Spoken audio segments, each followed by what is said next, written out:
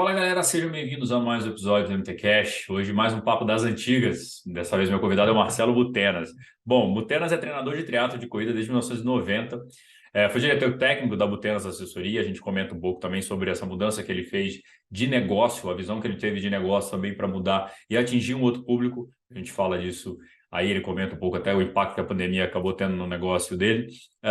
Como atleta, o Tena foi um monstro, né? Vice-campeão brasileiro de triatlo em 91, tetracampeão paulista, foi para o Ironman no Havaí 3 vezes, a primeira em 1992. Então ele conta um pouco também como é que era a classificação na época, você não fazia um full para ir para Kona, não tinham tantos fulls assim para fazer. Ele fala qual foi a prova que classificou.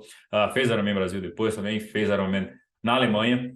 Mas a prova dele, ele falou que sempre o sprint, ele adora a prova curta. Foi colunista da revista O2, então muito legal, porque eu falei até para ele, eu conheci o Butenas pela revista O2, na época eu não sabia nem o que era triatlon ainda, e vi o Butenas lá e falei, pô, esse cara tal, e hoje muito legal poder conversar com ele. O papo com o Butenas envolveu passado, presente e futuro, além de a gente comentar um pouco da carreira dele, também comentamos a mudança do esporte, o peso do atleta profissional no esporte hoje, né? Então a gente comentou alguma dessas questões e também, claro, da mudança do Mundial, né? Tem 2 mundiais, ele foi para a Kona 3 vezes, a gente tem uma visão tanto pessoal, né? A visão dele pessoal, mas também a visão como homem de negócio. Então é muito legal ter essas duas visões, essa clareza também de visão, separando um pouco, às vezes, a paixão da emoção, mas para da razão, né? Para poder dar um parecer sobre o assunto. Então foi um papo muito legal. O Butenas aí um cara bem conhecido aí do triatlon, a gente poder relembrar um pouco da história dele. Já falei que nossa missão também no Mundo Tri é contar um pouco da história do passado. Quem capinou tudo para a gente estar aqui até hoje, né? Para o nosso esporte tá aqui, tá tão forte até hoje. Então também é muito legal saber desses atletas. Deixando para agradecer também o Michel Bogli do Endorfina, porque toda vez que a gente vai falar com o atleta mais das antigas é difícil achar material, claro, não tinha internet na época, então tudo é mais difícil da gente achar. E o Endorfina, né? O podcast Endorfina sempre ajuda a gente a pegar muita informação. Então, mandar um forte abraço aqui para o Michel. Vou deixar o episódio também com o Butenas aqui do Endorfina para quem quiser saber um pouco mais da história de vida do Butenas, também mais detalhes. A gente aqui abordou coisas diferentes. Para também deixar o do Michel lá para vocês, quem quiser saber tudo da história do Butenas está lá. Bom, antes da gente começar o episódio, né, falar dos nossos patrocinadores, então, sabem, a Dinami é a nossa nova patrocinadora. Todo atleta merece uma experiência única e é por isso que a Dinami é a marca de vinho dos atletas. Então, tá no ar, não deixe de ver os vinhos, as opções de vinho que a Dinami traz. E vocês já sabem, a gente harmoniza o vinho com o nosso convidado. Então, como o nosso convidado foi 3 vezes já para o Havaí, o cara que conhece o Havaí ali de cabo a rabo, o vinho escolhido é o vinho Kona. Então, é um vinho imponente, com taninos marcantes, encorpado, com muita fruta presente e o final persistente. Então, a gente vai deixar aqui o QR Code apontando para o site da Dinamo para você comprar o seu vinho e deixar aqui embaixo também o Instagram deles para vocês conhecerem mais essa marca sensacional. Bom, outra alteração, né, outra mudança que a gente teve recente, a GU é nossa patrocinadora de suplemento, então continua com o Ion lá, os descontos ao Ion, você já sabe, mas a GU é nossa patrocinadora e estamos com o Diário de Floripa também com a GU, então a gente já lançou lá o concurso, não deixa, hoje é o último dia, vocês estão vindo nessa quarta-feira, é o último dia, quem ouviu depois já era, já perdeu, vai ter que só assistir os episódios. Então a GU chegou, são os gés mais consumidos do mundo e claro, descontaço no Nutri de 15%, está aqui o cupom aqui embaixo. A Orca, que está na Tri Design, você já sabe, dá para comprar tudo da Orca com 10% de desconto com o cupom do Mundo Tri. Bananinha Santa Lídia, que são os doces de banana 100% artesanais. Voltou, está de volta o doce de banana com amendoim, que é meu preferido. 10% de desconto no Mundo Tri. Experimenta a bananinha Santa Lídia, é muito, muito boa. E a Bike Fan, que é uma loja de apaixonados pelo esporte, há 10 anos no mercado. Especialidade em bike, corrida, trekking, hiking, triathlon. E tem muito tênis bom com 10% de desconto. Então, para quem sempre falava, pô, Mundo Tri, eu preciso de desconto para comprar tênis, tem lá na Bike Fan, desconto de 10%, exceto para os itens da OnCloud, beleza? Então, tá tudo no MT Descontos, a gente deixa todos os links aqui no episódio, mas também no MT Descontos, está no nosso site e está no nosso Instagram. A camiseta do Mundo Tri, para quem quiser, a gente vai deixar o link aqui também. Em breve vão ter novidades das camisetas também. E a newsletter, assina a nossa newsletter aqui, que a gente está trazendo muita coisa para vocês lá. Beleza, galera? Valeu e bora para o episódio com Marcelo Butenas.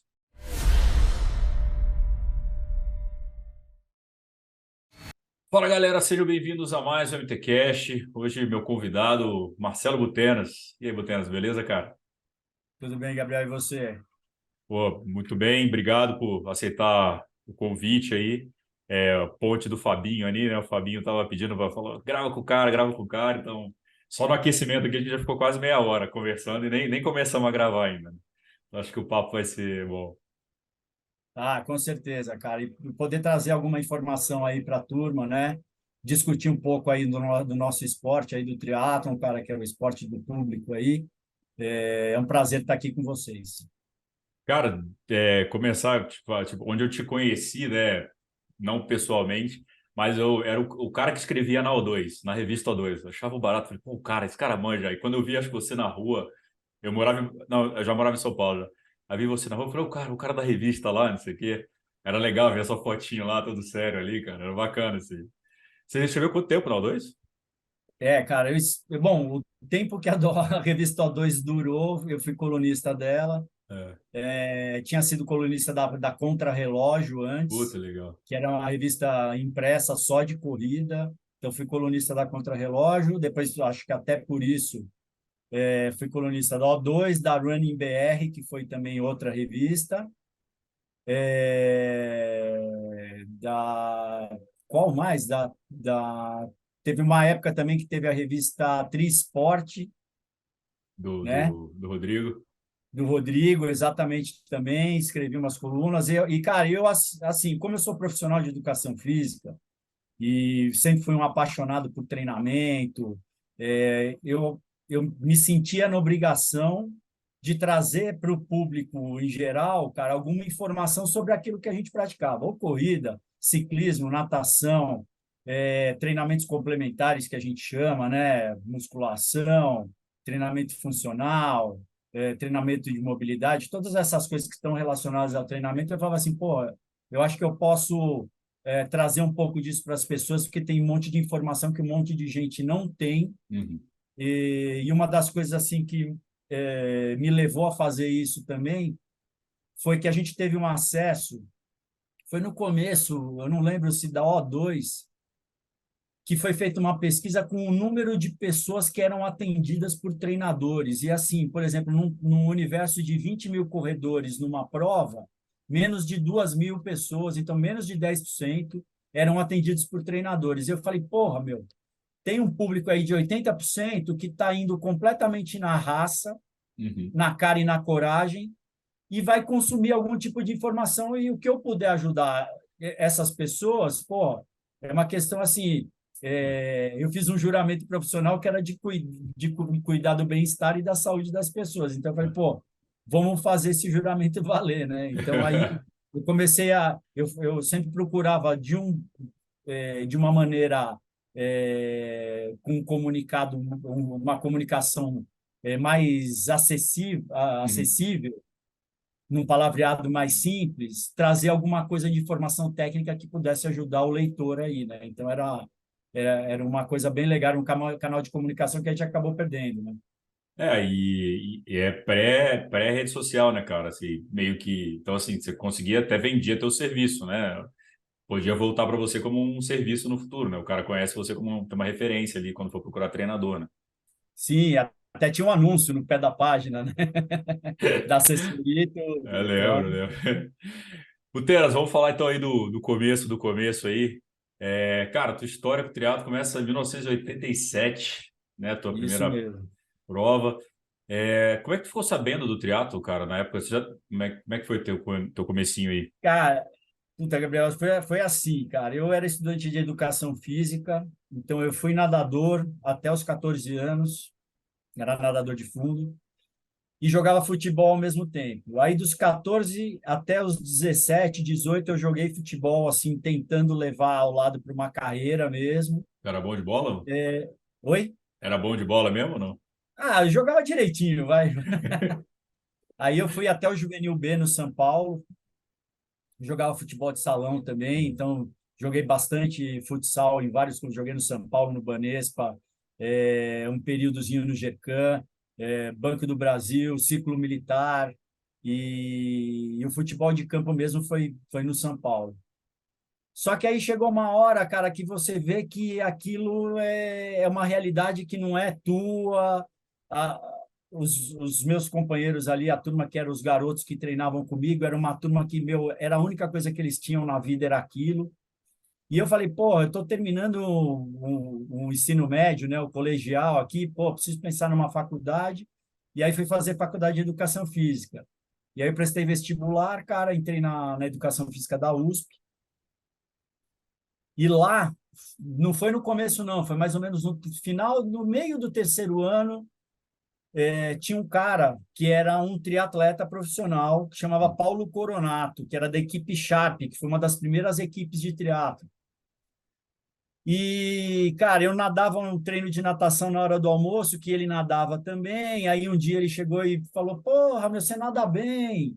Porra, você não pedala, não tem uma bike? Eu falei: Ah, tem uma bike lá, uma Peugeot 10, daquelas. Pô, mas. E você correr? Eu falei: Ah, eu corro só, corria no condicionamento físico para o futebol, mas nunca fiz corrida. E tinha um colega de turma meu, o José Luiz Marques, que é treinador hoje de corrida, foi treinador de São Paulo, dos corredores de elite, que era corredor de rua. E ele falou: Pô, meu, vamos lá, sai comigo, vamos fazer um treininho aqui. E aí eu comecei a ir com ele, ele ia me enganando na corrida, e, cara, eu comecei a falar: Pô, gostoso fazer isso aqui. E aí, cara, apareceu a oportunidade de mandei arrumar minha bicicleta, essa Peugeot 10, eu reformei ela.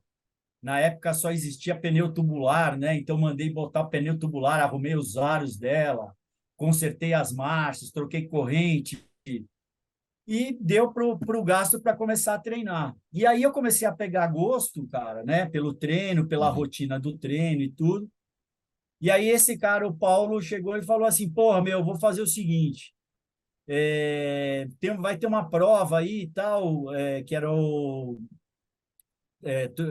circuito CIA de triatlo em Santos.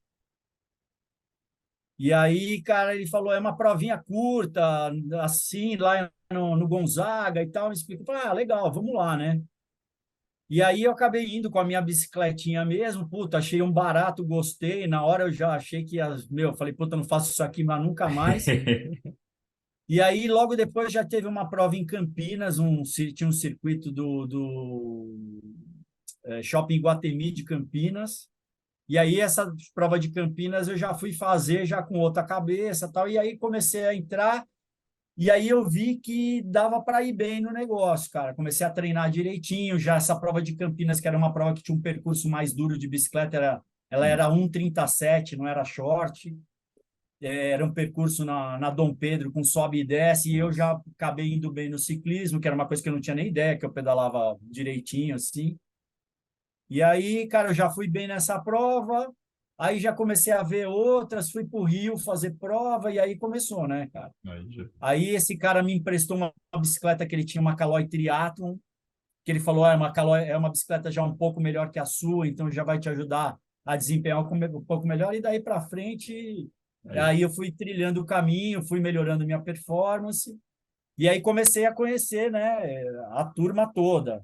Alexandre Ribeiro, Armando, o Leandro estava aparecendo também e já era um fenômeno porque ele apareceu no circuito de provas, nesse circuito Armazém do Esporte no Rio, cara, e surpreendeu todo mundo, pegou todo mundo de calça curta lá. O Garzon, Marquinhos Ornelas, todo mundo. O, E aí, dali para frente foi, né, cara? E aí eu fui cada vez me empenhando, fui atrás de patrocinador, falei, não, eu vou levar esse negócio a sério, eu vou fazer direito. E aí, e era muito regional, né, cara? Porque vocês, sim, conversando com o Emerson também, e quando eu gravei com o Leandro, com o Armando, tinha a galera de Brasília, a galera do Rio, e vocês só se encontravam nos eventos, né? Antigamente vocês não sabiam, se surgisse alguém, só saberia na prova, né? isso. Mas assim, um pouco mais para frente, já no meio dos anos 90, a gente já viajava juntos, então a gente Aham. às vezes fazia pré-temporada junto fora. Ia para Brasília, né? Ficava lá na casa do Leandro, a gente saía para treinar, ele vinha para São Paulo, ficava aqui, a gente ia para Niterói, né? Muito Treinar com legal. o Marquinhos e o Armando, então começou a ter esse intercâmbio de treino. E aí, Uhum. pô, não, vai ter prova, pô, vem aí, passa a semana aqui, já fica, já faz a prova, e depois volta, aí depois um ia de um lado para outro. E aí a gente começou, e aí deu uma crescida, porque o triatlon, inclusive, deu uma crescida no sul, né? Paraná, Santa Catarina e Rio Grande do Sul. O Nordeste também, Uhum. né? Os estados do Nordeste, principalmente Bahia e Ceará, começaram a aparecer, porque tinha uns eventos lá também. A CBTRI fazia provas seletivas lá. E Brasília sempre foi um berço, né? Então, quer dizer, o triatlo começou no Rio, ficou no eixo Rio-São Paulo, mas na hora que Brasília apareceu, o cara aparecia muito cara bom. Você fala, meu, como é que é isso aí, cara? Pipoca, nego lá, bom um atrás do outro. Então aí a gente começou a ir para Brasília, né? Também falou, opa, peraí, precisa começar a competir com esses caras, porque tá Vou aparecendo entender, né? muito cara bom, né? Para não ser pego de calça curta. Então, E como é que e distância? Como é que era a distância na época? Era sempre variável? Como é que era? assim, no começo era muita prova sprint, né? Uhum. Então era 750 25. Tinham provas olímpicas, né? Então, tipo, o circuito, a CBTRI fazia o circuito qualificatório para o Campeonato Mundial, ou as provas do circuito mundial eram olímpicas. O Troféu Brasil era short, depois passou a ser short olímpico. E aí tinha umas provas de meio Ironman, porque não chamava nem 70.3, não eram provas com a chancela Ironman. Aqui no Brasil começou a ter provas de Ironman, né, no final dos anos 80, ali do segunda metade dos anos 80, o Ironman de Angra, depois Porto Seguro, e aí tinha prova de todas as distâncias, então eu acho que era uma coisa que era boa, que até aproximava o profissional do amador, porque eu acho que uma coisa que foi ruim foi a divisão de distância entre profissional e amador. Uhum. Então, não, o profissional só faz prova olímpica, o amador só faz short. Aí você fala, porra, meu, você tira a referência do cara, Sim. né? Então, por exemplo, se tem o garoto lá, cara, que tá na idade e tem um nível de performance que ele está próximo do profissional, ele nunca vai saber, porque o profissional não está fazendo aquela distância de prova. Então, esse período aí do meio dos anos 80 até o meio dos anos 90, 95, 96, todo mundo fazia de tudo. Uhum. Então era legal, porque era uma referência para o amador, né? Falava, ó, eu posso chegar mais perto, mais longe, mas o cara tinha até para dar um salto para a carreira profissional, né? Ficou, e aí depois com a separação, eu acho que você acabou É. tirando essa referência e até o gosto. Por isso que muita gente foi para prova longa, né? E largava todo mundo junto, né? Largava todo mundo. Isso, Era legal. E se o cara é um bom nadador mesmo sendo amador, ele vai sair na frente com vocês e depois o pau quebra lá na exatamente. frente. No meu caso mesmo, quando eu comecei, cara, as primeiras provas que eu fiz, eu fui nadador. Então, o que que acontece? Eu saía numa condição que todo mundo na primeira prova todo mundo me passou. Uhum. Na segunda prova já passou menos gente. E cada hora, então você nessa condição, você vê a prova de outro prisma. Sim. Você sabe onde que você tem que ajustar a sua prova, a sua performance para chegar junto, né? Que é totalmente diferente do cara que nessa época ainda acontecia isso. Atletas que nadavam mais ou menos e conseguiam fazer uma prova de recuperação. Hoje isso você sabe que não existe, né? É. Ou É, o hoje cara já não. larga na frente, ou ele não vai ver a frente da prova. Então isso eu acho que de já bastante tempo para cá é uma realidade. Então se você não é um bom nadador, cara, um cara que se qualifica ali numa natação de top 5 ali da tua categoria ou profissional, top 10, top 15, meu, esquece, cara, você não vai ver a prova da frente, É. né? Hoje a gente vê na World Triathlon, às vezes, o Messias, né, que talvez aí um dos nomes mais fortes que a gente Sim, tem, ele perde 10 segundos, 15 segundos ali na natação, final do pedal já virou 2 minutos e meio, porque já era, não consegue, o grupo trabalha junto e aí depois... exatamente. E é o que você falou, cara, o formato de prova mudou. Eu, por exemplo, É. eu acho que eu corri 2 ou 3 provas no formato novo, que era o formato com vácuo, Uhum. que eu encerrei minha carreira em 96, né? Comecei É. de 96. Tava na E transição, aí né? Foi bem a transição, né? foi bem a época de transição, exatamente. Então a prova com vácuo era outra prova, cara. E hoje a gente vê que o cara tem que nadar, ele tem que se defender na bicicleta e correr muito. Muito. Então, é assim, até foi uma coisa interessante, porque tem marcos temporais importantes de performance no triatlon, né? Por exemplo, na distância olímpica, que, primeiro, assim, todo mundo corria na casa dos... Na década, no começo dos anos 90, todo mundo corria na casa dos 32. Todo mundo. 32, 31,50, 32,10, era ali. Uhum. Então, a prova se resolvia na corrida. Aí apareceu um tal de Leandro Macedo, que começou a correr para 30, bicho. Caralho. Então, ele subiu o sarrafo de um jeito que era assim, cara. Você fala assim, porra, meu, eu só vou ganhar do Leandro se eu entregar a bicicleta pelo menos 2 minutos na frente dele. Senão, eu não. Cara, se eu Não sair dá. para correr junto com ele, ele era o único cara que corria para 30. Que foi a situação dos Brownlee, depois do Javier, Uhum. dos espanhóis, agora, meu, dos Norueguês. ingleses, dos noruegueses também, cara, que os caras correram para 28. Eles largaram os negros dos 30 para 28. Então é isso, é um marco de performance que vai mudando e o sarrafo vai subindo. Se você não tem condição, é melhor se abandonar, porque senão você vai ser mais um no bolo, né? E o E Leandro era, corria 30 sem vácuo, né? Ou com vácuo. era 30, o Leandro começou a correr 30 sem VAR. Então, assim, depois dessa época, cara, eu acho que eu lembro, eu conto em 2 dedos da mão, que foram 2 provas que eu ganhei do Leandro, que eu ganhei a prova que o Leandro estava, uma em Brasília, que teve uma tempestade no meio do ciclismo, cara, e eu acho que ele se apavorou, ele não quis se arriscar, e eu, cara, fui embora, então eu ganhei a prova na bicicleta e defendi a corrida, e uma seletiva em Salvador, cara, que eu ganhei a prova também, que a correnteza levou todo mundo e eu consegui fazer a natação correta e saí, fiz a prova sozinho. Então, quer dizer, são 2 situações. Depois, cara, nunca mais nenhuma outra prova que eu corri com ele estava sempre saindo junto para correr, né, cara? Então, eu falei, bom, já era, agora é brigar de segundo para trás, né? E ganhou do Leandro em casa, em Brasília ainda, né? Foi para Então, mas foi por desespero. uma situação climática, simplesmente. Mas tá lá o resultado, isso que importa, né? Sim, cara. Tem coisa que é só história mesmo. E, Buteras, em questão de treinamento, cara, que isso é uma coisa que eu acho bem teoria. Acho que vocês estavam numa época que estava todo mundo aprendendo junto o que era o triatlo, né? Como é que vocês fazem? Como é que você montava os teus treinos? Você já era estudante ou pegava de fora ou trocava ideia com o Armando? O que que você está treinando? Vamos alinhar? Como é que era essa?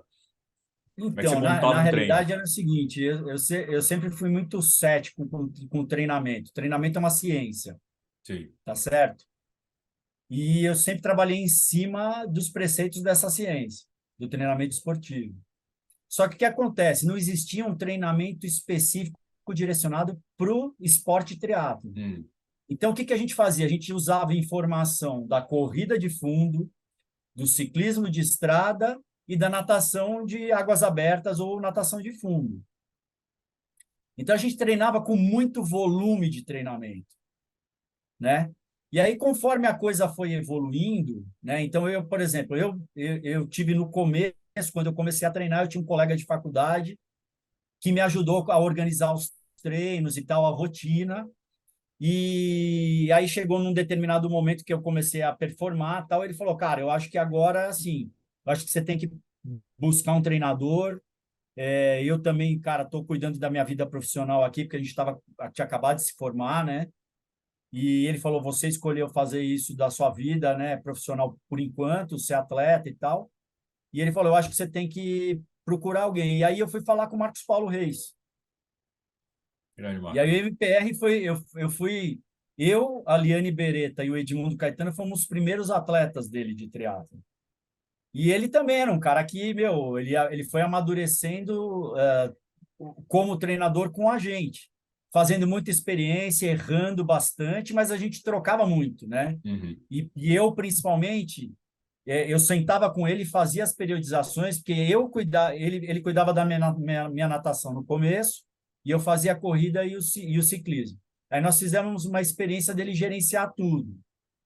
Aí deu certo para o ciclismo, mas para a corrida não deu certo. Aí a gente foi trabalhando aos poucos, tal, e aí chegou num determinado momento, eu falei, puta, não, cara, eu vou seguir meu caminho aqui.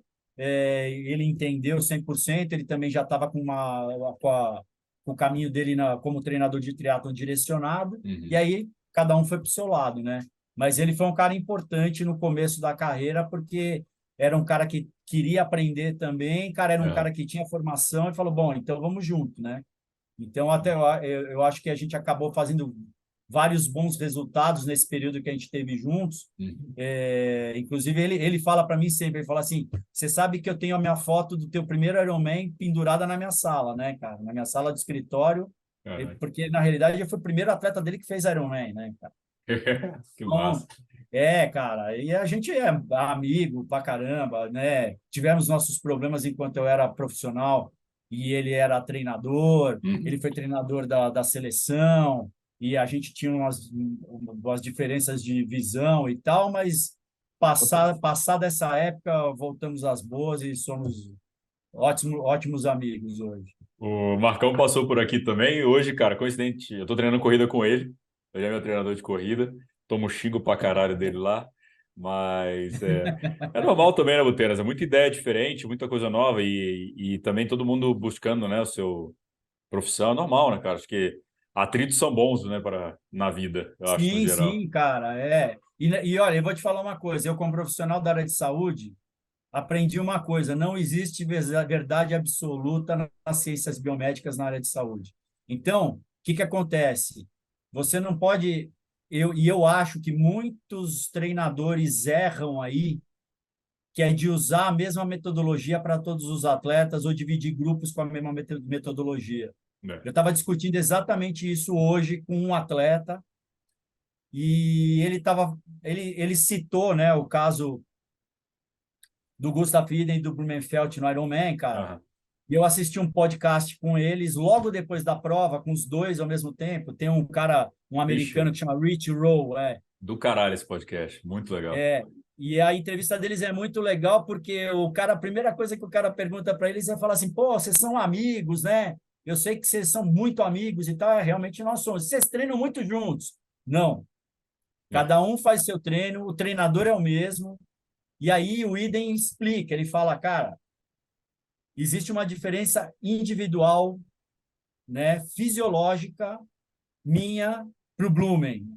Ele fala, cara, eu sou um atleta de VO2 máximo e o Blumenfeld é um atleta de tolerância a lactato. Até ele é um cara que faz os resultados em prova olímpica que ele faz, Uhum.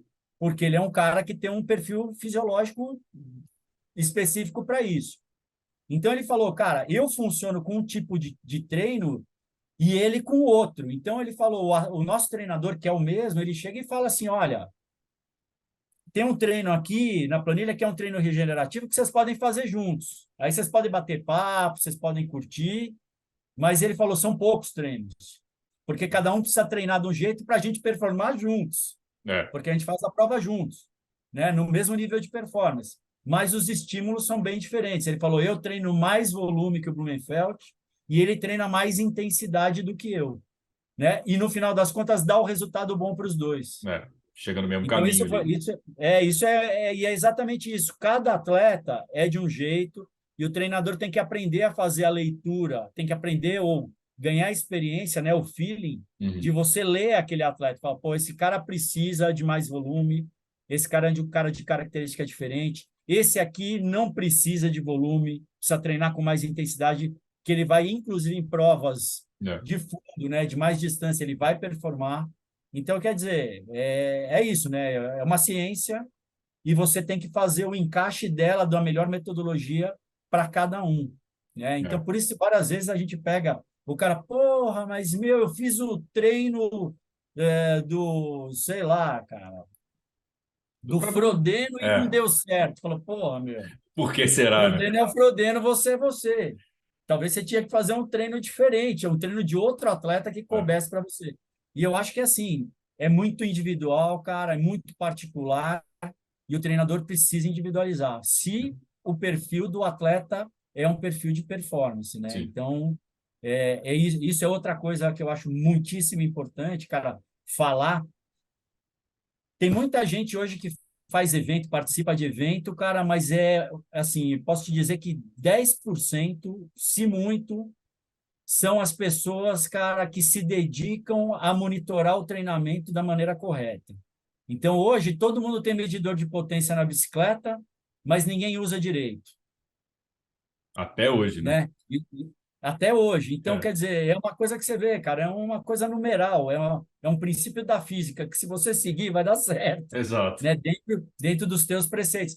Mas é que é muita informação e as pessoas, às vezes, não querem lidar com o excesso de informação, né? Então, o cara acaba fazendo aquela coisa que ele vai junto com o amigo, porque o treino dele, ele fala, puta, vai dar muito trabalho fazer meu treino. E hoje, né, cara, que tudo é publicável, né? Eu lembro, você falou do Blumenfeld. Eu já estava em Kona antes, né, desse Mundial, e ele fez no sábado, foi no domingo, acho. Sábado ou no domingo, antes da prova, ele fez um treino de 40K lá. Ele correu 40K. Cara, a internet parou, né? Os grupos de triatleta, falaram, caraca, como é que ele vai fazer isso? O hora tá chegando, não sei o quê. Ele foi terceiro colocado, abaixo de 7 horas e 40. Bateu recorde, né? Ele Bateu bateu, recorde, os três primeiros bateram recorde, né? os quatro primeiros, porque Os quatro primeiros, os quatro isso. primeiros bateram recorde. E a galera começou, eu falei, vai lá, faz, velho. Se eu não quer dar igual ele, pega lá, Então, tá lá, tenta Gabriel, fazer. vou te falar uma coisa, cara. Hoje esse meu amigo, que é atleta também, ele fez esse, pô, não, porque os caras fizeram. Eu falei, olha, com rede social, cara, tem muita distância entre o que o cara diz que faz É, e o que ele realmente faz. é, Porque, cara, a mídia social é uma ferramenta importante, inclusive, para eliminar psicologicamente os adversários dele, total, porque os caras estão de olho, total. entendeu? Eu falei, então quer dizer, os caras viram ele correndo lá, quem garante que ele correu 40? É, Entendeu? Então, isso é uma coisa que tem que levar em consideração, essa informação, cara, porque assim, a gente sabe do período que você precisa de restabelecimento para fazer a performance, cara. Não é. tem jeito. Pode até ser que ele tenha feito, porque ele é um fenômeno, cara, né? É cada um, né, cara? É dele, e o que você falou, o cara lá, o técnico dele tá olhando e tal, e às vezes deu errado. Porque assim, ele foi terceiro colocado e ele Exatamente, chegou. exatamente. Ele chegou e foi direto para. Ele ficou uns 15 minutos no ambulatório lá, para voltar para o pódio. E o Olha, Idem, cara, que não fez isso, já estava lá comemorando, dando tchau, tal. eu posso te dizer dessa experiência de profissional, cara, que quando você está numa situação de pressão, que você está disputando a frente da prova, e você tem. O Idem falou isso, ele falou, cara, esse Rich Roll perguntou para ele, falou, pô, mas como é que você faz com o calor? Você ajusta? Ele falou, amigo, o negócio é o seguinte, eu treinei para fazer aquilo. O que eu tiver que fazer para fazer aquilo, eu vou fazer. Então, beber água, usar gelo. Ele falou, só que a performance eu tenho que ir atrás dela.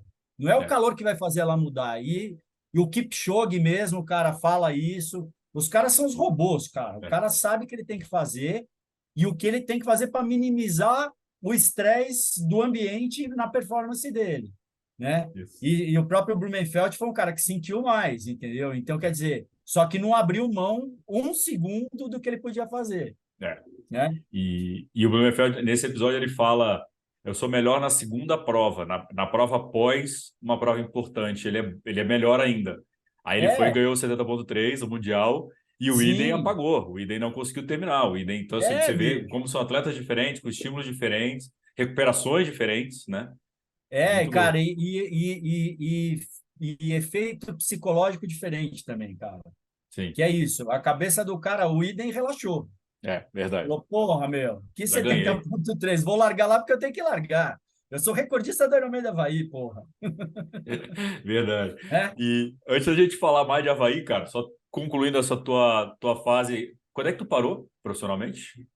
Em 96, cara, que foi assim, no final de 95, no segundo semestre de 95, o triatlon estava sendo cotado para ser esporte de apresentação na Olimpíada de De Atlanta, que foi Atlanta. em 96.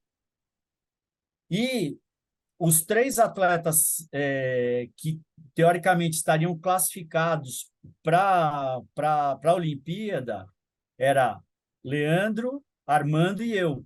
Aí eu falei, não, eu vou segurar, eu já estava com 30 anos, né? E eu falei, não, eu vou segurar até a Olimpíada. Aí o que acontece? Na hora que virou o ano, o Comitê Olímpico Internacional veio com uma mudança e acabou colocando o karatê no lugar do triatlon e jogou o triatlon para 2000 em Sydney.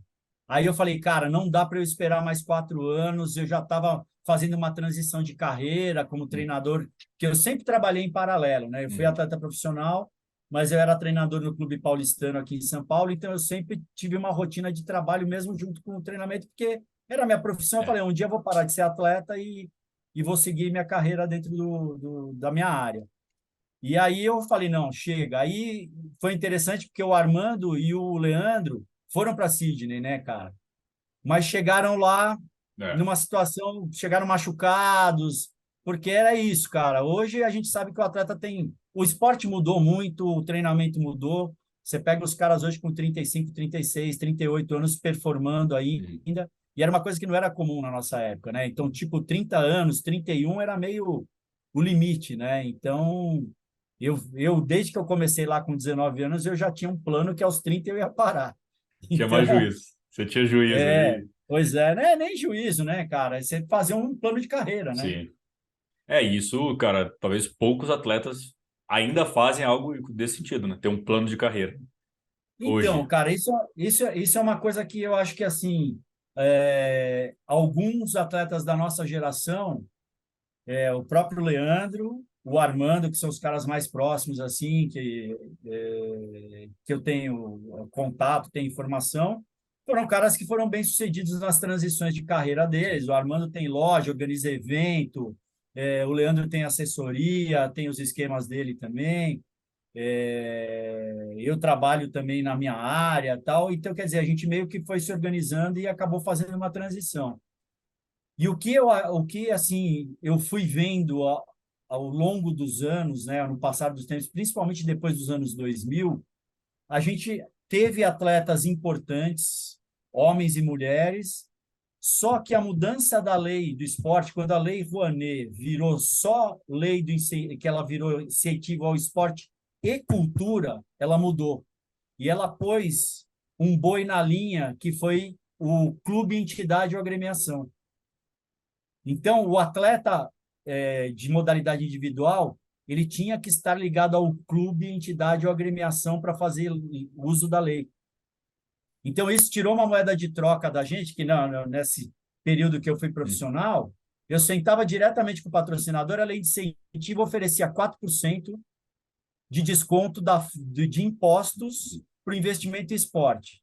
Então, eu tive, no período que eu fui atleta profissional, cara, eu tive patrocínio, meu principal patrocinador foi a Alpargatas, junto com o Armando, o Marcos Ornelas, o Mansur, praticamente 8 anos, quase 9 anos de patrocinador, era o patrocinador profissional, porque para eles estavam, além de investir no esporte, você fazia propaganda do produto deles, tinha essa inserção de mídia que era a TV aberta, então tinha um valor agregado muito grande, Sim. e a gente conseguia negociar isso. A hora que você tirou esse poder da mão do atleta profissional, cara, principalmente o atleta individual, cara, você tirou a principal moeda de troca dele. E aí, cara, a coisa foi degringolando, né, meu? E aí você fala, pô, chegou num momento ali, cara, que eu não me conformo como um atleta profissional, não tinha, ele tinha que fazer vaquinha para juntar para comprar uma bicicleta, cara. Como uma marca de bicicleta, as marcas importantes que a gente tem hoje, baseadas no Brasil, porra, como é que não ofereciam um equipamento para o cara? Pô, o cara era o melhor atleta do esporte, dos 5 melhores, e os caras não conseguiam um equipamento para poder competir, bicho. É Por foda. quê? Porque não tinha perdeu-se essa moeda de troca. Então, a coisa deu uma complicada, né? Foi uma mudança de lei que eles quiseram incluir a cultura junto, né? E que são coisas separadas, não dá para misturar. São coisas que funcionam diferentes, né? Até ministérios diferentes, né? Até Exatamente, coisas. exatamente, cara. Então, E, e aí foi se perdendo, se perdendo, se perdendo, e hoje, cara, meu, você vê que os atletas, eles mendigam o patrocínio, né, cara? O cara, às vezes, o que ele ganha de patrocínio não paga o supermercado dele no fim do mês, cara. Né? Aí, como é que o cara vai ser profissional? Como é que ele vai estar com a cabeça 100% focada naquilo? O cara precisa viajar, porque hoje o principal centro de triatlon no mundo é a Europa. Então, quer dizer, você tem que estar competindo lá, cara, com os caras de lá, fazendo pré-temporada lá. Aí fica competindo aqui no Brasil, achando que está num nível bom, cara, na América do Sul, quando muito, e na hora que você vai lá, você leva um pau que você não vê de onde veio. Por quê? Você não está competindo com os principais atletas, É, né? E não é culpa do cara, o cara é que o cara não tem condição financeira.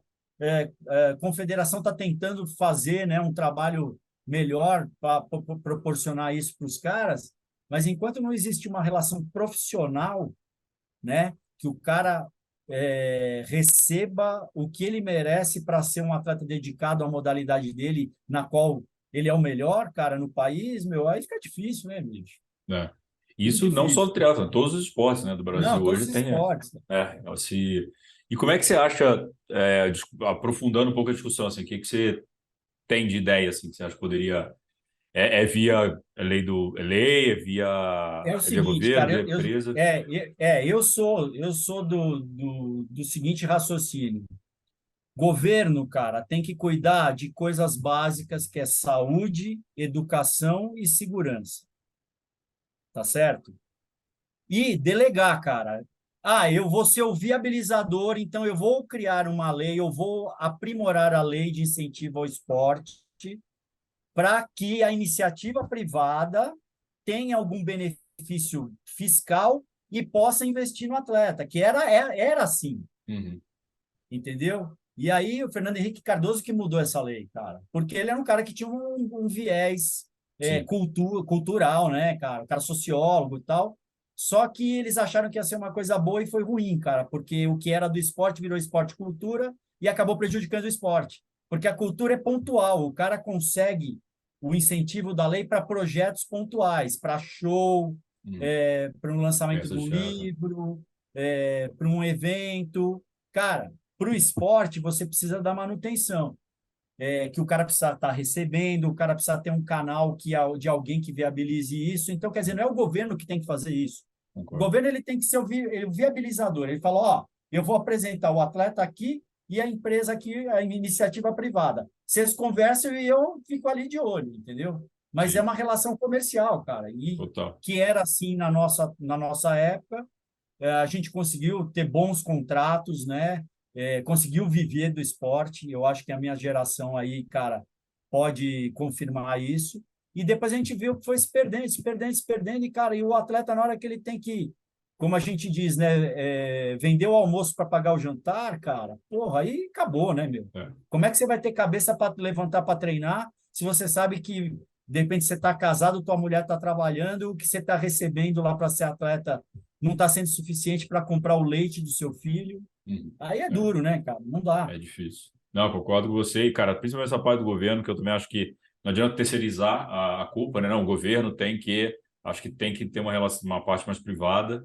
Acho que o esporte, minha opinião, né, do governo, o esporte base, né? O esporte como educação, ferramenta de educação. Então, acho que as crianças têm que ter acesso. Exatamente. Só que eu acho que quando você sobe para o alto rendimento, aí eu já concordo com você, assim, tem que ser algo mais privado, o governo não tem que ficar bancando necessariamente isso. Acho E que é você fomentar a criação para que as crianças tenham o esporte como uma ferramenta educacional e às vezes profissional isso, também, né?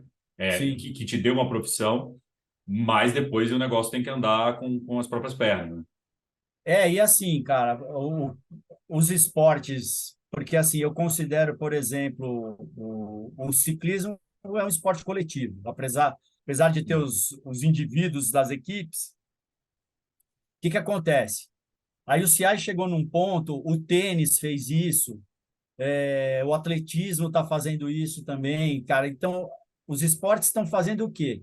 O esporte profissional virou o show e o atleta precisa conseguir viver daquele esporte para participar desse show com qualidade. Uhum. Ele tem um papel a desempenhar. Então, por exemplo, no ciclismo, eu sei que, por exemplo, o piso salarial para o ciclismo hoje, a UCI estabeleceu em 240 mil euros, cada ano. Então, quer dizer, são 20 mil euros que o atleta, um atleta de entrada de equipe, tem que receber de piso, meu, porque ele tem que bancar a vida dele, né? Então, e isso é um exemplo. Aí o Uhum. teto não existe, né? Cada É, um cuida do seu, a equipe e tal, mas existe um piso, porque o cara tem que fazer parte, ele tem um papel a desempenhar naquele show no Uhum. circo do ciclismo, no circo do tênis, que o cara tem que ganhar um cachê para entrar no evento. Sim, Então, quer dizer, você vai estabelecendo um meio que o órgão regimentador fomenta, legal. porque é importante para ele, tá certo? Uhum. E correndo em paralelo, tem que correr esse esporte amador massificador, né? Sim, Então, pô, você pegar corrida de rua. Meu, quando eu comecei a correr lá em 87, 86, pô, você ia em corrida que tinham 100 pessoas. Hoje você vai em corrida no Brasil que tem 20 mil, 25 é. mil pessoas. Você vai nas grandes maratonas, tem quase 100 mil participantes. Por quê? Viraram eventos, Uhum. né, amadores, cara, que são eventos show também. Então o Sim, cara vai para participar de uma experiência, e é isso que se vende, né? E eu é. acho que cara, são mundos paralelos, são realidades paralelas, mas que no final das contas lá na frente elas se encontram, porque uma coisa não vive sem a outra, né? Então, você mesmo estava falando da questão da história do esporte, né, do triatlon, cara. Eu acho que a história do triatlon ela acabou se perdendo muito por causa disso, né? Então, quer dizer, hoje você pega vários atletas que não sabem nem quem é quem do Sim, esporte nacional e muito menos do esporte internacional, entendeu? é. Então, Eu concordo. Cara, quando eu vejo o pessoal não reconhecendo o Leandro, tipo, cara, pô, Leandro Macedo, cara. Tem muita gente que, tem um cara lá em Brasília que dá treino, tem assessoria lá. Eu falei, cara, sabe quem é o cara? É o Leandro Macedo, tá? A galera não conhece. pois Agora é. você falou um pouco disso. Cara, o que você acha da PTO? A PTO tá trazendo um pouco desse show, né? Você ter evento só do Pro, com massificação de. O que você acha dessa? Você acha que é um caminho Cara, legal? eu acho a iniciativa ótima. Só que eu acho que o que que acontece? O triatlon você estava em Kona, né? Eu assisti o evento, eu deixo o computador ligado na TV e assisto uma É, parte, aí vou dar uma andada e volto. Então, quer dizer, para a transmissão, melhorou muito a transmissão, sim, né? E é uma transmissão muito específica. Mas o triatlon, cara, ele é uma prova de longa duração que você não consegue fazer, por mais que você faça prova de circuito, modalidades diferentes, para o público em geral, é uma prova difícil de entender. sim, Então, é um esporte difícil de entender, sim, né?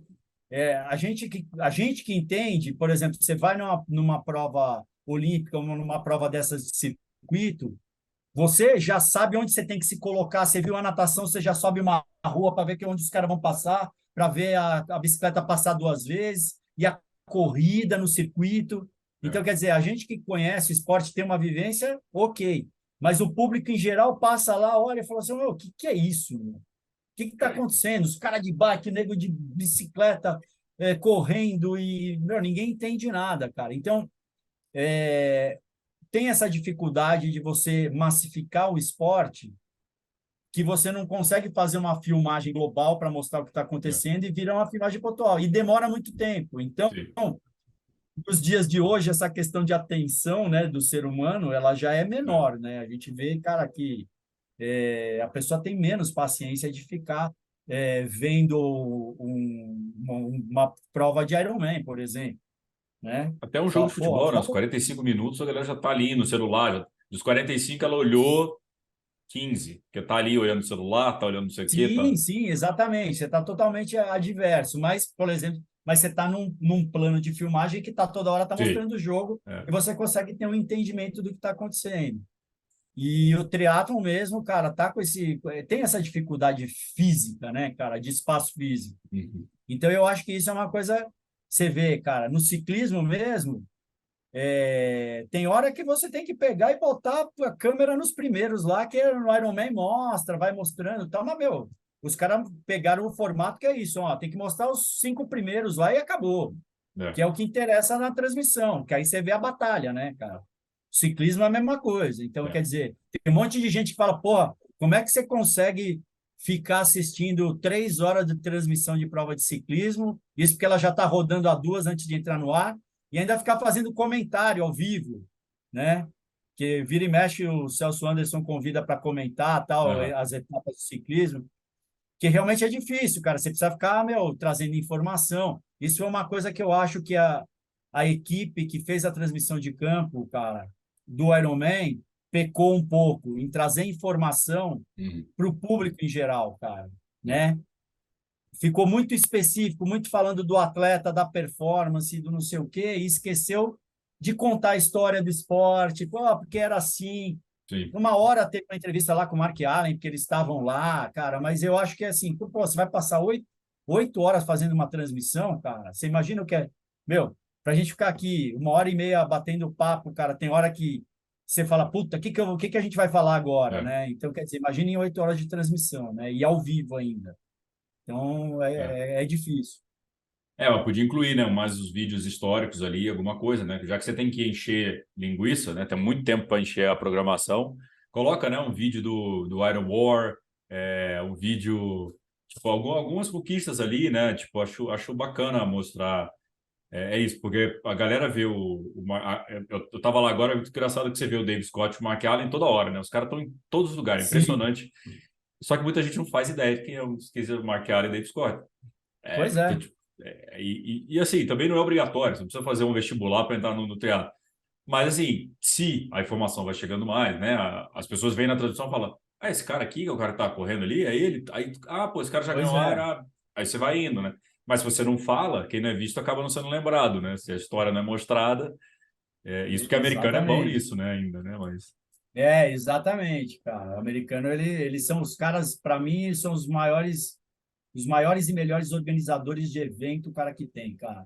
Você é faz bizarro. qualquer evento nos Estados Unidos e o evento americano, ele faz o evento inclusivo. Sim. O campeão da prova até o último que vai chegar, cara. Então, quer dizer, todo mundo se sente assistido. Você deve ter visto no dia Pô, seguinte em Kona, o pessoal, a turma que chega lá para cima de 13 horas, 14 horas, todo mundo com a medalha no peito, cara, porque é sim. uma honra o cara ter classificado para o Havaí, ter terminado a prova. Tem a turma lá, os amadores profissionais que ficam bravos de fazer 8 horas e 50 no Ironman, cara. Né? Porque tem É, uma turma que não se contenta com um é. resultado desse, que é um mega resultado. E tem um pouco de falta de noção de realidade também, cara. E O, até isso, né, cara? Uma questão de história, pô, de sim. você saber que, meu, nossa, eu estou fazendo 8 horas e 50, cara, é um tempo que eu, como profissional, nunca fiz, meu, Mudou sabe? muito, né? Então, cara, aí É. você fala assim, porra, meu, o cara tá fazendo um amador, cara, tá fazendo um tempo que, sei lá, há 20 anos atrás, ele chegaria a top 10, meu, né? É, Então, o, aí, o, o Bruno Manzoni foi campeão do Ironman Brasil com 8 horas e 34, 35, cara. Campeão então, geral amador, tipo, mas olha o tempo, cara, tá? É o tempo que 10 anos atrás levava a prova, né? Talvez ali, falou top 10, né? exatamente, O negócio tá. exatamente, cara. Cara, Kona, assim, o que eu falo que me marcou muito foi a primeira vez que eu fui, né? Então, foi o primeiro evento que eu fui com sala de imprensa, tinha o negócio, você Sim, vê acesso, você vê o controle, você fala, cara, esse negócio aqui é grande. Aí quando sim, você vê 7.000 voluntários trabalhando no negócio, e assim, o Havaí é no meio do nada, né? Você sabe bem, mas para a galera que não sabe, o Havaí, Kona fica a 5 horas de voo de Los Angeles isso, e a 7 horas do Japão. Então, só para a galera ter uma noção sim, geográfica, o quão longe é. Então, tem 7.000 voluntários, a gente viaja para lá para não ganhar nada, nada, para trabalhar na prova pelo tamanho do evento e pela tradição que é aquele negócio. Então, quando você vê sim, isso, você fala, cara, cara, tem porque muita coisa aqui. mas isso é a mentalidade do americano, cara. O Sim, americano, ele pensa assim, ele se voluntaria para trabalhar no evento, cara. Eu sei é, porque, assim, eu fiz 3 Ironmans no Havaí, minha esposa trabalhou lá no evento, também se voluntariou, porque já ia estar lá mesmo, eu tá lá. vou me ocupar, né? E, cara, é muito respeito que eles têm pelos voluntários, o atleta, a organização. Então, para os caras é uma honra estar fazendo aquilo. Totalmente diferente aqui, que você tem que pagar para o cara, que se o cara não aparecer, às vezes o staff que você contratou, que você pagou, o cara sumiu. Então aí os caras começaram a pagar o cara depois do evento. E mesmo assim, cara, não tem responsabilidade, né? Porque não é cultural da gente É, isso, é. né? A gente vê no último ano foi bem marcante na prova feminina o Frodeno, né? Ajudando no posto de abastecimento a dar água para as atletas. Seria Sim, tipo sim, respeito cara. pelo esporte, por trazer. Ele podia estar no ar-condicionado lá, só comentando, não, ele foi lá para a rua, mas para você ver como que isso é legal. E eu imagino, são as coisas acho que marcam do esporte, né, cara? Imagina você tá correndo a prova, de repente tá o campeão mundial lá te dando água. Fala, cara, olha, tipo, Essa experiência, eu vou te dizer que é exatamente isso, é o amor que você tem pelo esporte que você praticou profissionalmente ou que você pratica, e que você leva né? isso pro resto da sua vida. Então, quando eu parei de competir, cara, você tem que ficar 2 anos fora do circuito profissional para poder voltar como amador. Uhum. Aí depois eu voltei, mas nunca peguei muito a sério. E, cara, quando eu fiz 40 anos, estava com 41 anos, eu cheguei e falei assim, não, eu vou pegar esse ano, foi 2009, eu falei, eu vou pegar esse ano agora e vou treinar, cara, para o Mundial de 70,3, como eu treinava quando eu era profissional, só que na métrica do treino, que é o treino de hoje.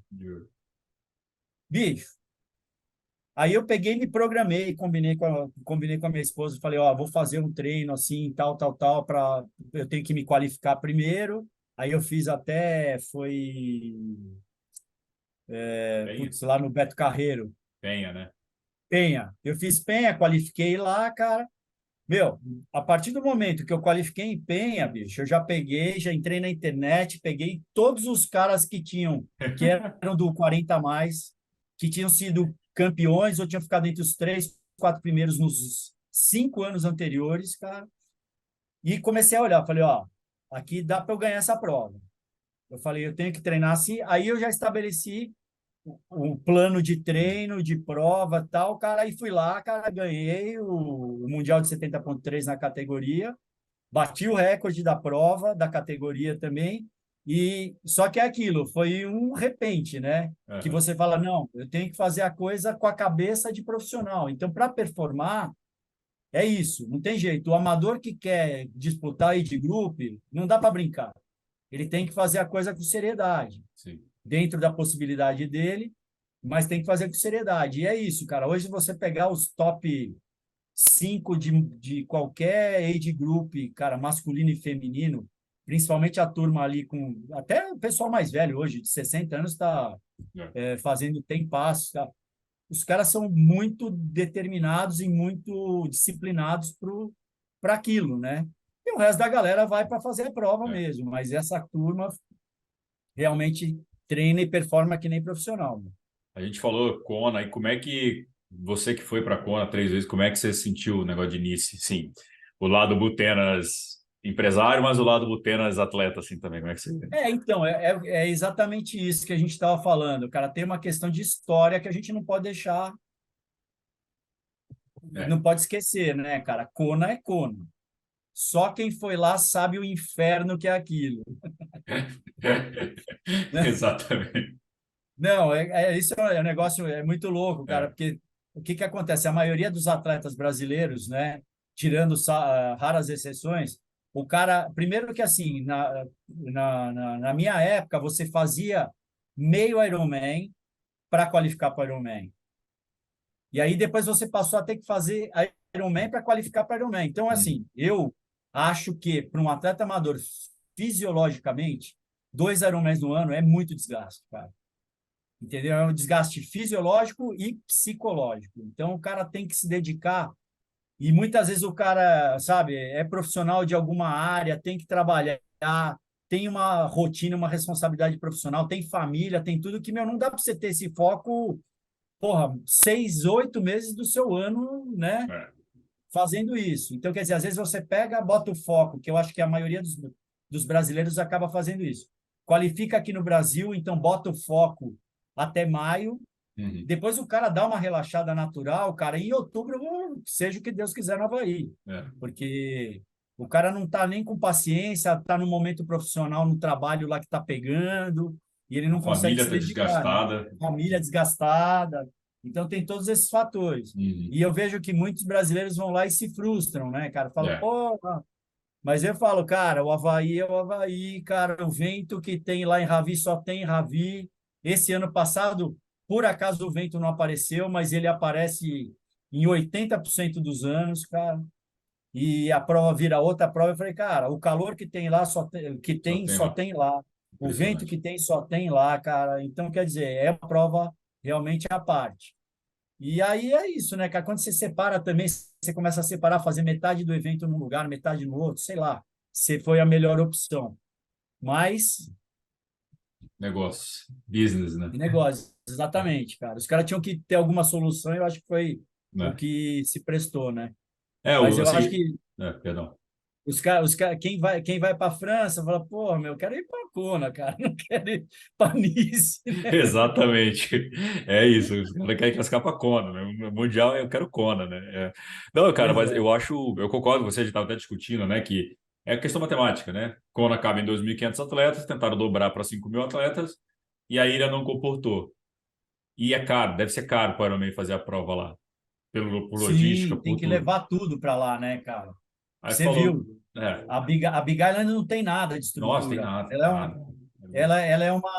ela fora do Ironman, cara, ela é uma cidade de veraneio, assim, uma vila de É, veraneio. Tem uns condomínios lá, uns predinhos, mas o outro lado da ilha, que é Hilo, que também é uma vila, cara. Então, quer dizer, não é muito habitada porque tem um vulcão ativo lá, né? exato. E ficou ativo agora de novo, teve, né? Logo Pois depois do ar é. ele entrou em erupção. E quando o Ironman viu o gosto, né, de falar, cara, eu posso botar 5.000 atletas pagando US$ 1.400, para que que eu vou ter 2.500? É uma questão de negócio. Sim, Só o ponto que eu acho que perde muito foi o que a gente falou até do começo, quando era o triatlo no começo, que era a comunidade. Quando você separa o mundial, tudo bem, você quero mudar de separa a cor. comunidade. Você Você separa a tem toda a razão. comunidade, cara. E aí, tipo, sei lá, um casal classificou, um tem que ir para uma prova, outro tem que ir para outra. Tipo, Pois é. Tem que cara, pensar. e a viagem é Eu cara. acho que eles vão mudar esse formato, cara. Porque, meu, não, teve muita reclamação, cara. Eu vi muita gente É. reclamando. E Ou assim, leva, né, né? cara, são provas completamente diferentes, provas Total. difíceis, né? São provas muito difíceis. Uma com percurso. Bom, percurso, cara, de início É é insano. brutal, cara. O É. ciclismo de início é bruto, cara. E o Havaí é o Havaí, né, cara? Então, também não é mole. É. Mas são bem de coisas muito diferentes, né, cara? É o que você falou, você pegar um casal que faz juntos lá, um classifica, vai para a Europa, o outro vai para o Havaí. Ué, não, é difícil. Cara, imagina o Não vai dar técnico, muito pô. certo, né, Dois cara? atletas, foi, tipo, cara, é assim, eu só acho que poderia ter unido. Falou, é Nice? Então vamos todo mundo para Nice esse ano. Tipo, um ano em Nice, um ano em Kona, um ano fora. Um ano em Kona, um ano fora. Talvez, sei lá, diluiria um pouco a situação e para não tirar essa. Acho que o chato é isso. Você tá lá, tá só os homens aqui. Tá, pô, tem que ir pra Kona, não, tô só as mulheres aqui. Aí fica aquele Não, negócio, né, de, e para a própria imprensa, né? Também pô, né, tem dobrou que meu custo. mandar a equipe para dois lugares, né? Dobrou meu custo. Exatamente, É, dobra o custo. dobra Eu o acho, custo. cara, que eles vão fazer, porque já falaram que vão fazer, mas vai chegar uma hora que os caras, sei lá, o próprio ano que vem pode ser que eles mudem. É, Eu lembro que 2009 foi o último ano do Mundial lá em Clearwater, né, cara? Que eles estavam fazendo repetidamente lá. é. Mesma coisa, cara. Chegou num ponto que não comportava mais o percurso, começou a ter muito problema com vácuo, né? Eu mesmo, cara, a minha prova foi interessante porque deu um furacão uma semana antes da prova e não tinha condição de fazer a natação no mar. Então, foi o primeiro evento que eles fizeram largada homem a homem. Eles jogaram para dentro da marina. Aham. Então, eles falavam, ó, categoria tal tem que largar entre 7 7 e 10, a outra entre 7 e 10 7 e 20, e você entrava, alinhava e largava. Então, nesse ponto, foi interessante, porque eu falava, puta, será? Meu, eu não vou saber cadê os caras que estão competindo comigo.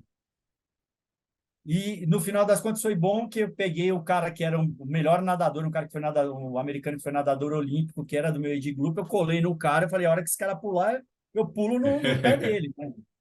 E aí eu fiz a prova, pô, a gente fez, meu, nós fizemos as duas melhores natações gerais da prova, até melhor que os profissionais. Caralho. E aí já passei ali na transição e fui embora, cara. E o que que aconteceu? A minha largada era o 40, 44. Eu larguei depois das duas largadas de 35, 39. E, cara, eu peguei os caras da largada 35, 39, né, da largada da Uhum. frente, Meu, você não conseguia passar os caras, puta pelotão, confusão de fiscal dando cartão. Aí Aham. eu falava, olha, eu sou da largada de trás, eu vou ultrapassar. Aí eu ultrapassava, vinha a rota atrás. Aí chegou uma hora, eu falei, não adianta. Eu falei, não adianta eu ficar nessa briga que é capaz de eu ser Ah, penalizado. Eu peguei, faltavam, sei lá, 10 quilômetros, estava no quilômetro 80, eu peguei, recuei, mantive os 20 metros de distância do pelotão, que era um vácuo, meu, porque era um aham. puta pelotão, mas eu estava dentro da regra da prova. E saí para correr com a perna solta e longe dos adversários. Então, você vê, né, cara? Foi uma. E aí começaram a usar esse tipo de largada, meu. Porque esse tipo É. de largada, na USP mesmo, que foi a última 70.3 de 2019, né, que foi o primeiro que ele fez aqui, foi ótimo. Que largava 4 atletas por vez, cara. É. Largada única, lançada. É. Meu, não tem confusão, não tem bateção. Puta, eu acho ótimo. Porque para mim uma coisa que me incomoda era a largada de natação, cara. Ah, é? A pancadaria aí. Ah, pô, já saí. Eu normalmente eu saía fora da confusão Aham. e chegava na primeira boia junto com os líderes, cara. Então essa era a minha estratégia de natação, sempre foi essa. Como eu nadava bem, cara, eu falava, eu não vou ficar me batendo com os caras lá trocando braçada, levando pancada. Pegava, já saía do lado do pórtico, nadava reto e fechava na frente. Então essa sempre era a minha estratégia em qualquer prova que eu fazia na natação, porque meu, eu passei uns apuros de ficar em situação de você tomar pancada, ser afogado, que, meu, não precisa, né, cara? Eu falei, meu, não Ah, tem porquê. e aí nadava uns metrinhos a mais, mas garantia a segurança, né? E no final das contas você acaba, você nada usar mais, mas dá na mesma, porque os caras estão se batendo e eles não conseguem botar um ritmo. Aham. E, cara, como é que você vê o esporte hoje, assim, a evolução do esporte, treinamento, principalmente, como é que você vê hoje? É... Então, cara, é assim, eu peguei uma mudança muito grande de 2007 para cá, né? 2004 e 2005, eu fui o primeiro brasileiro a fazer o uso de medidor de potência, porque eu era parceiro da Polar, e a Uhum, Polar lançou o primeiro medidor de potência que era acessível, vai. uhum, E como eu era atleta patrocinado, eu pedi eles me mandaram para treinamento de endurance, funcionava, e aí eu comecei a experimentar. 2004, 2005, alguns atletas meus começaram a usar, e aí isso para mim virou prática a partir dali. uhum, E em 2007 para frente, cara, começou a mudar muito a métrica do treinamento, porque começou a se trabalhar muito com intensidade e diminuir o volume, porque você contava muito com a base que o atleta já tivesse, aham, né? E hoje existe, eu acho, existe um dilema, por isso que eu falo, uma coisa é o que o cara fala que ele faz, a outra é o que ele realmente faz, né?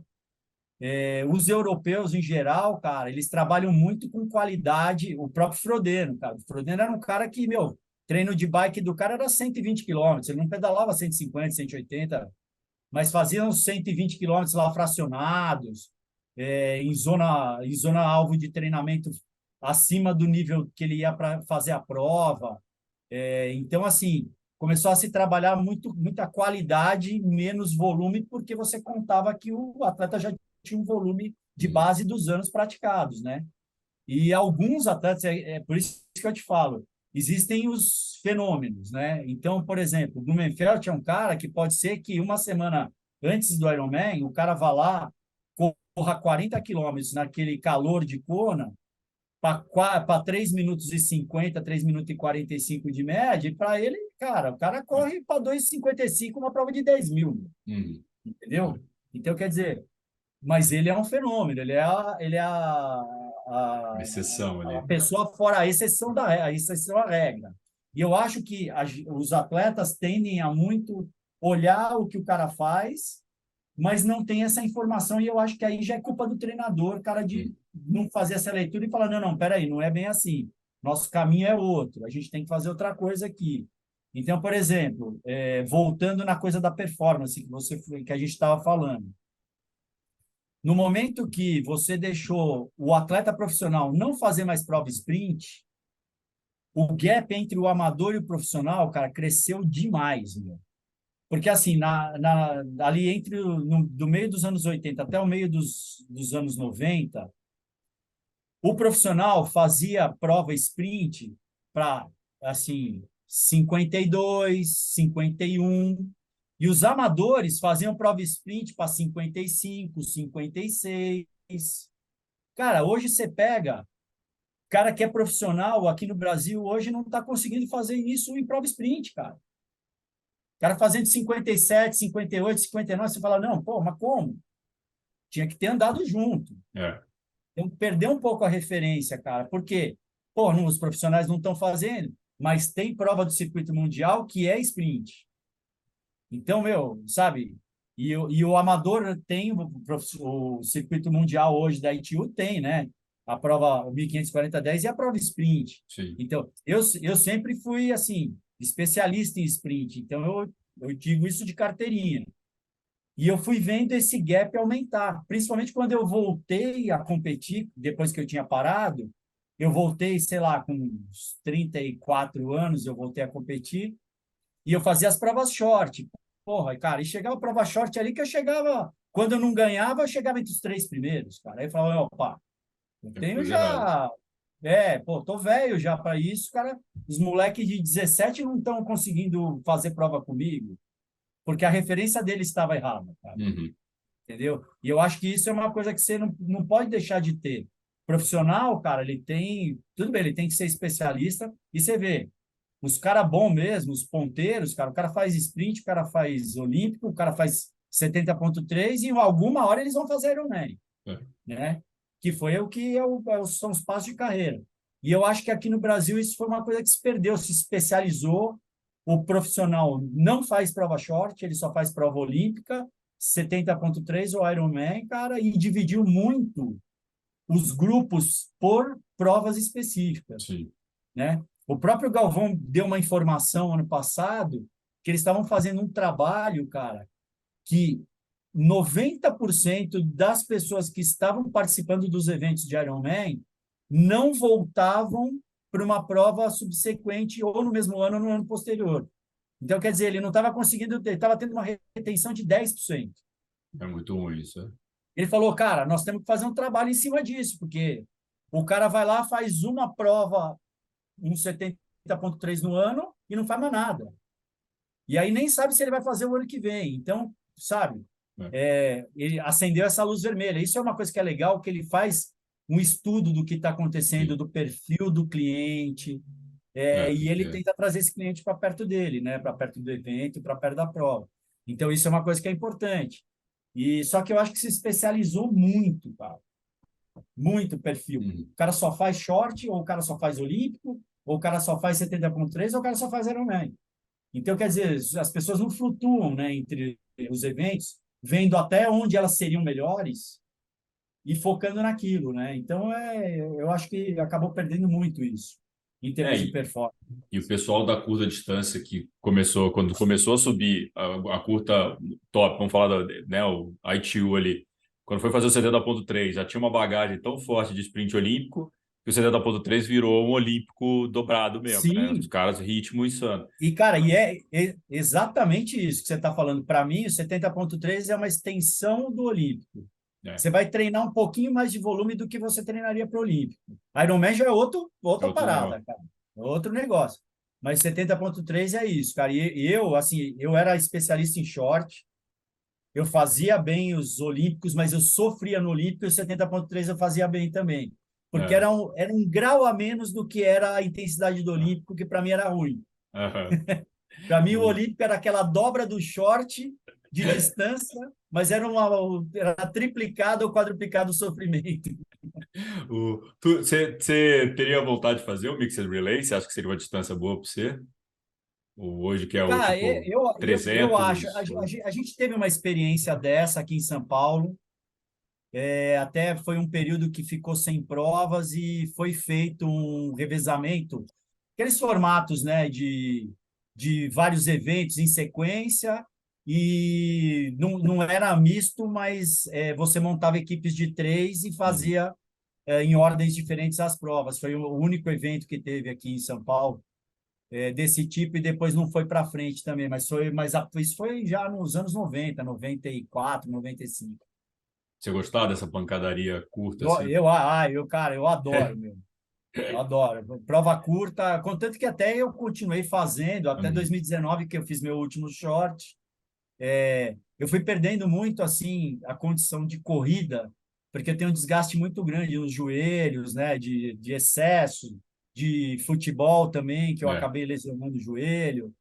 E, e hoje eu corro porque eu gosto de correr, continuo insistindo em correr, mas não é mais uma coisa agradável de se fazer. Então eu corro meia hora, 40 minutos, 5, 6 quilômetros, para matar a vontade de correr, porque realmente para mim é um desgaste muito grande. Mas eu acho que, por exemplo, daria, por exemplo, para treinar para fazer umas provas short, ou uhum. uma prova de revezamento, uma prova, um mixed relay desse tipo, assim. Eu acho que seria legal de fazer, porque a natação e o ciclismo ainda continuam numa Ativo. condição razoável, mas a corrida a gente perde realmente muita qualidade. São, É. pô, 30 e não sei quantos anos correndo, cara, é muito desgaste. A carcaça sofre, né? Ah, sim, sim. Por isso que assim, eu acho legal que tem vários atletas amadores que estão descobrindo o esporte depois dos 40 anos, cara, e que o cara vai aumentar a longevidade dele, ele vai mais É, longe, né, que em termos de idade, né? sim. A nossa conta, assim, é média Ah, que a gente consegue correr com qualidade uns 30 anos, cara. Fora as pessoas fenomenais, né?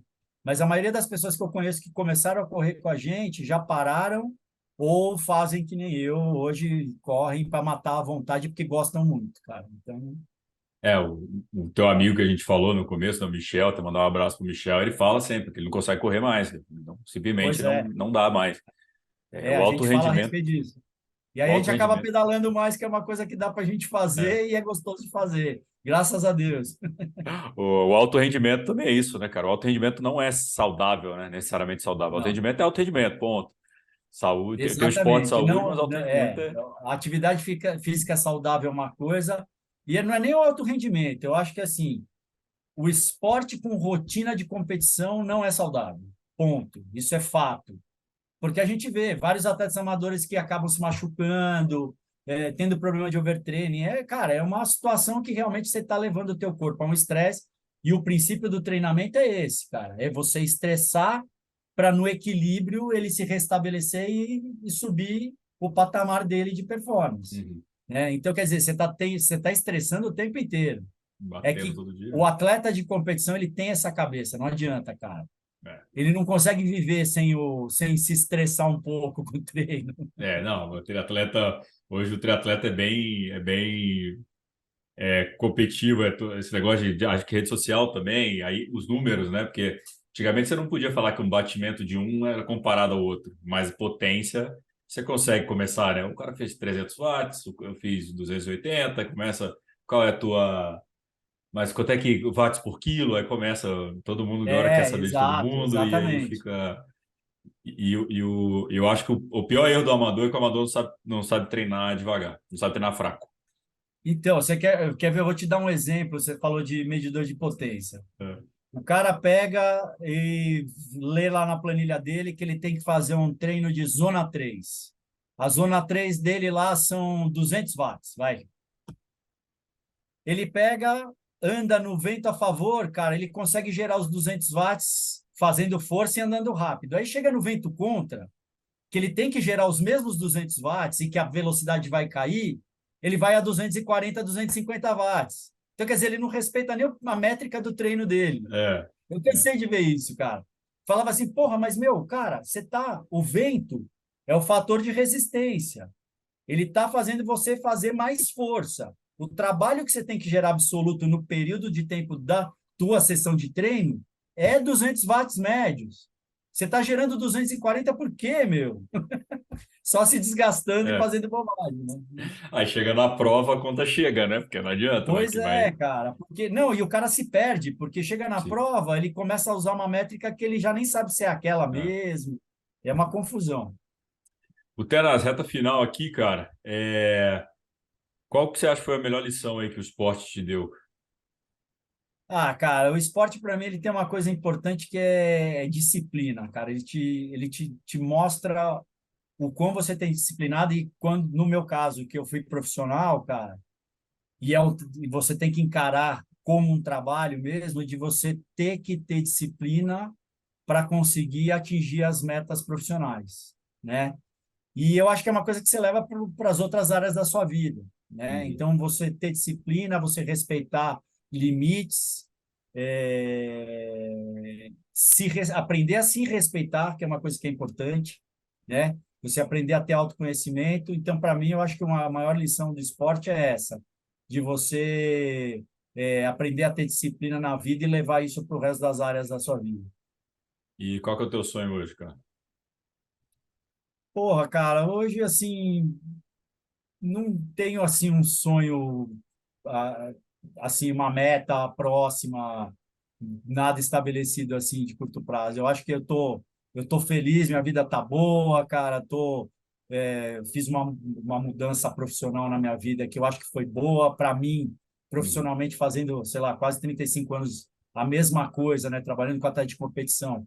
Eu comecei a trabalhar com pessoas mais velhas, então hoje a maioria dos meus clientes são mais velhos, alguns são atletas, outros não, Uhum. e você começa a trabalhar, a entender um pouco mais as necessidades e trabalhar um pouco mais com bem-estar, né? Porque é, eu trabalhei muito tempo da vida com bem-estar psíquico do cara por conseguir performar, atingir um objetivo, mas muitas vezes um mal-estar físico e fisiológico, né?